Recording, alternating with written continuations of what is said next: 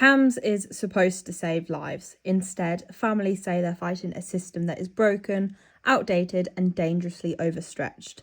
Let's talk about how children are being failed. Your attempt isn't worth talking about because I don't believe you actually went to do that and you didn't feel that way, so can we move on? Shout out to Claire for that one. You were my worst counsellor.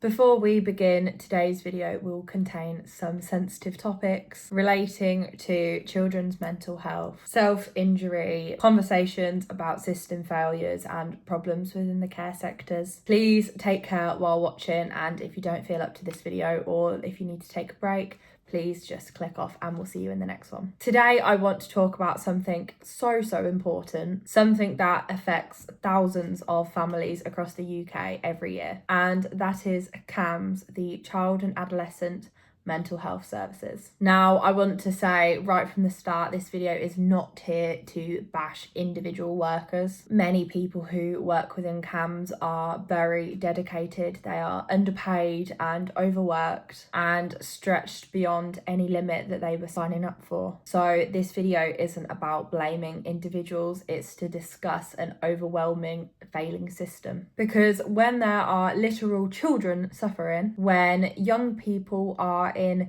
really severe crisis, when families are desperate for help, the support they should be able to rely on is often nowhere to be found. And that is something we need to talk about. And something that is potentially even harder to admit, CAMHS has now become a meme online. So the real question is, if it has become a meme online, what does that say about the system and what does it say about us? And also, what have young people learnt to expect from a system that is meant to be helping them? Today, I want to explore all of this. So what even is CAMHS? So obviously everyone won't know what CAMHS is, so I just want to do a little bit of a deep dive here. At its core, CAMHS is supposed to be the mental health service for children in the UK for people under the age of 18. It is meant to be there to provide assessments, therapy, crisis support and parental guidance, all the things you would expect a young person to receive when they are struggling or when they're in a crisis. They are often the first point of call referral from a GP for a child in need. They are meant to support children with a big array of problems. We are talking eating disorders, depression, anxiety,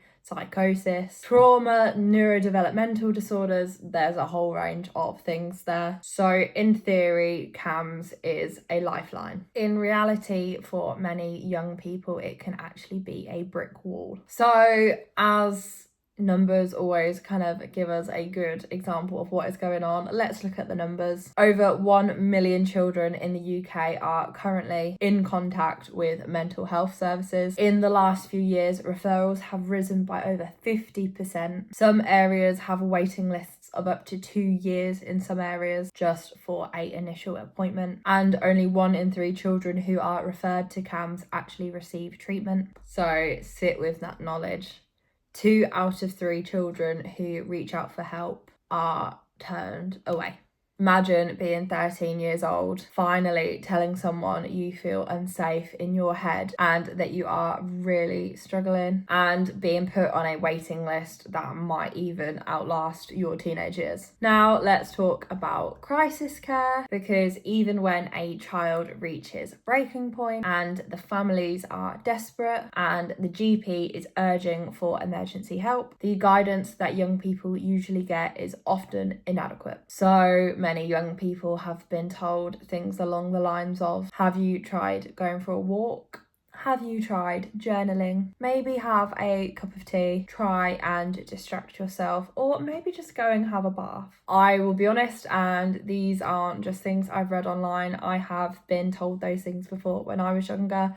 It is definitely anecdotal. I've heard a lot of people hearing very similar remarks. How have we reached a point where we have a 14-year-old at a crisis point and potentially they are in life danger? Why are we giving them the same advice as what we would give someone if they were like mildly stressed about an exam? How did we decide that that was an accessible and acceptable treatment plan. Crisis teams are then either unavailable, understaffed, or they then refer young people back to CAMHS, who then refer them back to the crisis teams, and then we just get stuck in this awful loop. A loop that sadly some young people just can't survive. There is a piece of reporting that is so important to understanding why CAMHS is failing so many younger people, and it's not just a case of we didn't get in soon enough for treatment. According to a BBC Rethink Mental Illness investigation, in May alone, over 14,500 people had waited more than 18 months for community mental health treatment. Expert advice online states that that's not just a short delay, that is a crisis by any standard. In this reporting, there is one story that sticks out very harshly, and that's a girl called Amy. She was diagnosed with complex PTSD, a deeply serious condition, but shockingly, in over 10 years on waiting lists, she's only seen a psychiatrist once. In that time, she stated that she's been in some very serious positions. The crisis teams know her, and yet the treatment she needed never came fast enough. So why does this happen? Because despite the obvious need and demand, it's still treated like an optional point of care. According to Rethink, wrong legal frameworks, staffing issues, and funding gaps means that mental health patients wait a lot longer than physical health patients, sometimes almost 12 times longer. We really have to be asking ourselves, how fair is it for someone in a crisis to be waiting over a year for help? And that's just for a first appointment, that's not for treatment plans. What message does that really send to younger people who need to be accessing this help? And how many more Amy's are there that are sat on waiting lists and are falling through the cracks? This isn't just a system that is spread thinly, it's dangerously underfunded, dangerously understaffed, and dangerously underprioritised. Alongside community failings, there has now been some legal cases where inpatient units are failing younger people and have been found to be providing unsafe care. There have been reports that have documented children left in isolation without the proper protocols, inappropriate use of restraints, lack of specialist staff, environments that were supposed to be there to heal people and rather have traumatised them. A lot of families are saying that the places what they were supposed to be healing their children have actually traumatised them. And it really raises a terrifying question of, if these places are meant to be keeping them safe and this last resort for safety isn't safe, then where do these children go? This is probably one of the most devastating stories that really shines a light on how the system is operating at the moment. There is an inquiry underway in Essex investigating more than 2,000 deaths in the mental health units across both adult and young people services between 2000 and 2023. These weren't just people lost in the community. Many of the deaths were actually under the care of NHS inpatient units. The inquiry, named the Lampard Inquiry, is now hearing testimonies from some very big organisations, including the Health and Safety Executive, arguing that the care was not just insufficient, but dangerously negligent. Families of those who had died are front and centre of this case. Parents who had trusted the system to keep their children safe are now demanding answers, and rightly so. One family who are campaigning for their son, called Matthew, is calling out for years of heartbreak, unanswered questions, and fighting just to be heard. There are some truly heartbreaking accusations amongst this inquiry. There are accusations that some young people were over-medicated, poorly supervised, and that there was a lack of basic care. This isn't just about waiting times, it's about lives that are lost in a system that should have protected them. So what does this tell us about CAMHS and the broader mental health infrastructure? If even inpatient units, the places that are supposed to be keeping people the safest, are failing so badly, then surely the whole support system feels so fragile. It does raise a really terrifying question. Are we only just fixing the mental health services on the surface And actually, the whole fundamentals are crumbling beneath them. And maybe most critically, how much accountability is there actually going to be when the inquiry ends? Will the things actually change, or will we hear more apologies and more lessons learned, and we are just leaving behind a trail of grieving families? I do want to look at something that does affect quite a few young people, and that is the Mental Health Act. It is a legal framework that was written decades ago, before social media existed, before the youth mental health crisis exploded, before we had the internet shaping how children grow up. The Act still treats mental illness as if it's something to be easily predicted, easily categorised and neatly managed. But the mental health issues that children face today is nothing like the infrastructure that it was built for. Think about it. We have an Act from the 1980s supposed to be treating and supporting children who are a generation raised on the internet, cyberbullying, algorithmic based societal pressures, constant comparisons, online grooming risks, 24/7 content exposures, and a post-pandemic world where children are carrying adult level stresses. We are using outdated laws to try and manage a modern crisis. Realistically, they don't mix. And because the Act hasn't been meaningfully adapted for children, it creates problems like unclear rights for minors in crisis, poor safeguarding for children who are detained under the Act, no modern framework for digital age stressors, unequal transitions from child to adult services, limited accountability when services fail young people. And the biggest issue, the law doesn't reflect how young people actually experience distress today. Their triggers, their stresses, their realities, they're different. So when we ask why is CAMHS struggling, part of the answer I think is quite simple. It's operating within a legal system written for a world that just no longer exists. We've got to think schools are usually the first point of call where teachers spot children struggling, but often than not, school counsellors are stressed, overwhelmed, undertrained, or shared between multiple schools. Some schools are now only allowing one appointment per term because of the demand being so high. And then let's talk about age restrictions. So many community mental health groups and services offer support for young people, but only 16 plus or 18 plus. Why do we need to wait till young people are closely approaching adulthood till they can then get sufficient help? Why is there more support for adults when developmentally children are a lot more fragile? A system that only supports adults and rather children is not a system but a contradiction. And let's be honest, waiting lists, they are not just a logistical issue, they are a safeguarding failure. Across the UK, children are being told to wait months, if not years, for treatment. But think about this in black and white. You've got a child sat there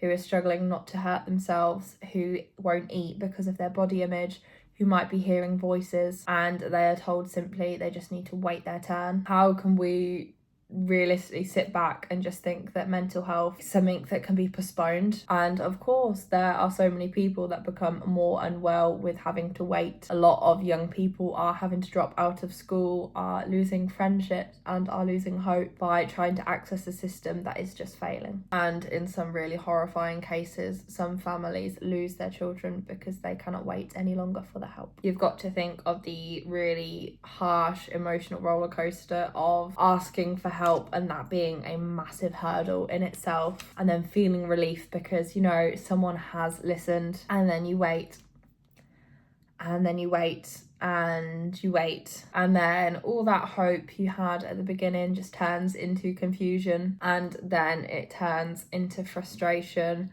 and then it turns into despair. Then there are some young people who have been waiting for 10 months, for 12 months, and they'll then get a letter in the post saying that the demand is too high and that the services are discharging them without ever being seen. Imagine being the parent reading that, and you are so scared about your child and worried about them day to day. And imagine being the child hearing that and reading that and holding out for one last bit of hope that you could get help, and then it's just not there. Waiting lists aren't just a barrier to treatment, it also comes across as a message, one that is very harsh for developing young children. A message that feels like they are being told their suffering isn't urgent enough, their safety isn't a priority, and that they will be dealt with when someone actually can. That is so concerning, and of course we know that might not be the message being directly told, but we've also got to think about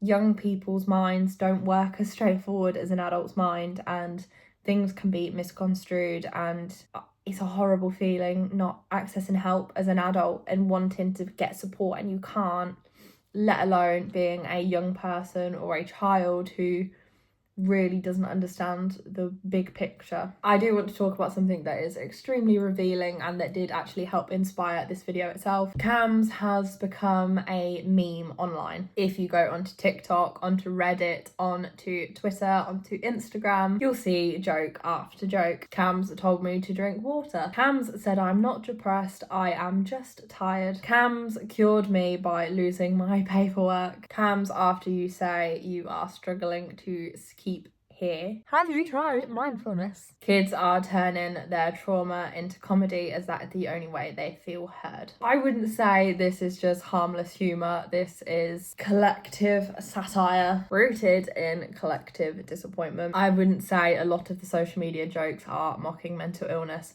rather they are mocking the lack of mental health support readily available, and I think that should be terrifying for all of us, because let's be real, when young people are mocking something, I would say it usually means they've given up on it. Why is there an entire generation that seems to be sharing this collective experience of CAMHS? Why do thousands of teens feel like the service closest to them is the one that is failing them the most? What does it say about a system when children can accurately predict the script that they will be receiving on their mental health assessments? And let's be real, behind this comedy is dark humour, because there are a lot of young people who are hurt. They are hiding a very heavy hidden pain. The kids making jokes are often the kids who felt invalidated or dismissed. This humour has become a sort of community where a lot of people are saying, yeah, I went through that too. But I want to ask a very real question. When the service that is meant to be providing help and is meant to be saving lives becomes the punchline of a joke, how do we really rebuild trust? Young people are telling us exactly what's wrong with the service, not through complaints or through formal reports, but through humour online. Because I think that realistically, jokes feel safer than the truth.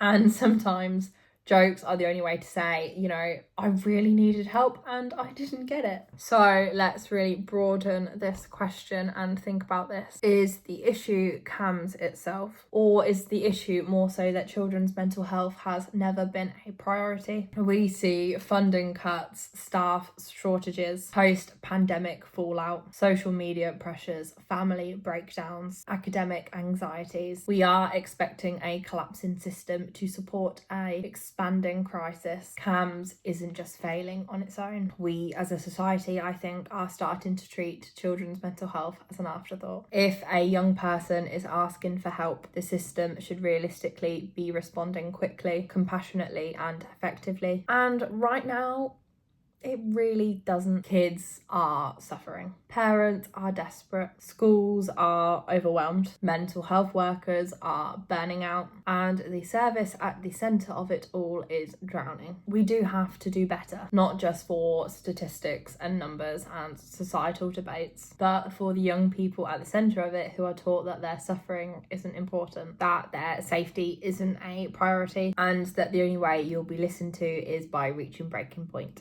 And realistically, the hardest part, how can we ask people to trust a broken system that hasn't earned their trust and that has only ruined their trust? We have to try and get it rebuilt from the ground upwards. I would love to know your thoughts on CAMHS in the comments below.